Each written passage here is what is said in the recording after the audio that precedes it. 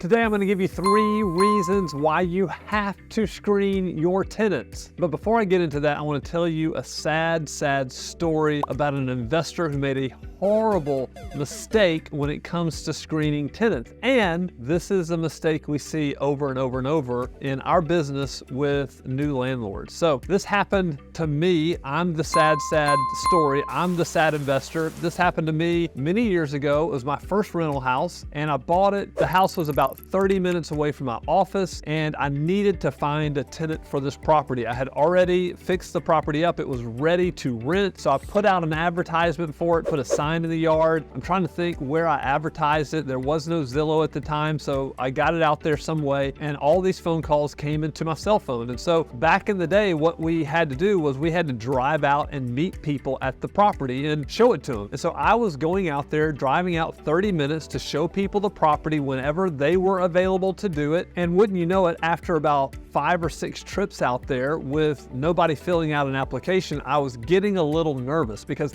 I really needed to rent this house. And I had an application. I actually remember buying a book called Landlording. It's a big yellow cover. I'm gonna put a picture of it right here. That book, Landlording, I read it from cover to cover. Like, I was ready to get this thing rented. But what happened is I became impatient, right? So it's not fun driving out 30 minutes to show a house to somebody who doesn't fill out an application, or who fills out an application and they don't get approved. And so I became a little bit nervous, a little bit anxious. I needed to get somebody in the house. I needed to collect rent. And so I remember going out there one more time to meet somebody. I met this woman and her daughter and I showed them through the property. They loved the property. I gave them an application. I said, if you want to fill this out, come and bring it to my office. I'll take it and we'll just go from there. I remember I was so pumped when they showed up because I was sweating bullets at this point. They showed up and they had the application, they had the application fee, they were ready to put the security deposit down, the first month's rent down. So I was really excited. I was renting this house, I think at the time, for $900, maybe just shy of $1,000. And so I was really looking forward to getting that deposit and putting that first month's rent in my bank account. So I made one critical error. I made this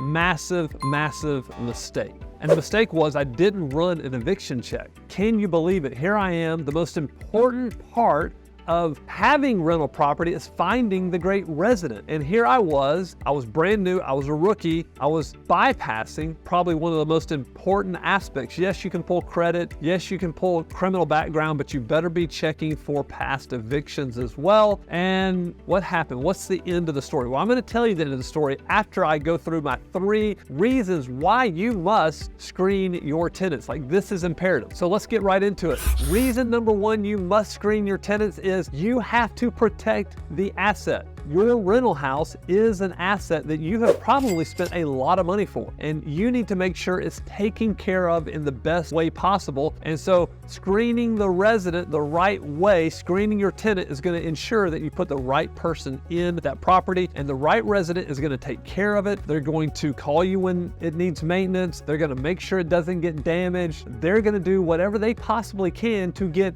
their security deposit back. And ultimately, at the end of the day, that's really what you want. You don't want to keep the security deposit because you don't want to walk in that house after they move out and find a bunch of tenant related damage. You're okay with normal wear and tear. And so you have to screen the resident to make sure you're protecting the asset. Now, a lot of times I will say that the resident is the asset, but when you're looking at it on a balance sheet, definitely that property is an asset, and you need to make sure that the right person is in there and that they're taking care of your house. And just think about this. If you find the right tenant, the right resident, and you have them in that house and they renew, this is a beautiful thing. You want them to renew as many times as possible because once you found a good one, you don't want to let them go. The second reason you need to screen your tenants is you must mitigate the opportunity for an eviction. The reason is because by the time you've decided to evict a resident, they've already missed probably 1 to 2 months of rent and they're not going to get caught back up. And so if it comes to that, you're going to have to evict them. And that's really something that nobody wants to go through. You as a landlord don't want to go through it, and I can promise you that the tenant does not want to go through an eviction, especially a great tenant, but I've seen it way too many times. People are anxious to get a resident in there, and then when things don't pan out, then it's just a part of the process. Now here at Evernest, we don't like evicting residents, so we do our best to work with a resident. If someone gets behind on their payment, we want to reach out to them and find out how we can get them caught back up. We definitely don't want to pull the trigger on eviction too quick because we understand that life circumstances happen, things change, people can lose their job, people can have a health issue that puts them a little bit behind, and so we want to work with people as best we can because at the end of the day, nobody likes an eviction, but when you screen your resident, you are going to lower that possibility down as much as you can. It's when landlords kind of skip some steps and trying to get somebody in their house that they end up in a bad situation that might cause them to move for an eviction. One more thing about an eviction is there are professional renters out there who are looking to take advantage of landlords who are not doing a good job of screening. So you have to beware and make sure you're doing your due diligence, that you're screening everybody the same, no preferential treatment, no discrimination. Make sure everyone goes through the same process every single application. And then the third reason why you must screen your tenants is it's your responsibility to the neighborhood, to the community. You want to put the best person in this property because your neighbors on either side of you want a great resident as well, because great residents are going to take care of the property. They're not going to leave it trashy. They're going to show pride of ownership even though they're just renting. So their lawn's going to be kept, trash is going to be picked up. They're not going to be throwing wild parties more than likely. And it's just going to be good for the entire neighborhood. Probably something that homeowners don't like to see often is a for rent sign, but you can change their opinion when you screen properly and find fantastic residents to live in your home. So what happened to me? What's the end of this sad, sad story? Well, I got a couple of months of rent, and then all of a sudden I didn't get rent. I went out to the property, knocked on the door, nobody was home. I left them notes, I sent them an email. I tried to collect this rent as best I could. 2 months went by. I probably tried even a little too much. Maybe I waited 3 months. I finally had to file for an eviction. I didn't even know how to do that as a brand new landlord. And so I contacted my friends here at Evernest. They had just started Evernest. It was around 2008, 2009. And I asked them to help me with this eviction, and they walked me through the entire thing. It was not a fun experience. It took another 3 months. So I wasn't getting paid that 3 months. And then it cost me around $1,000. And at the end of the day, when I got the property back, I had to rehab the house again, and it ended up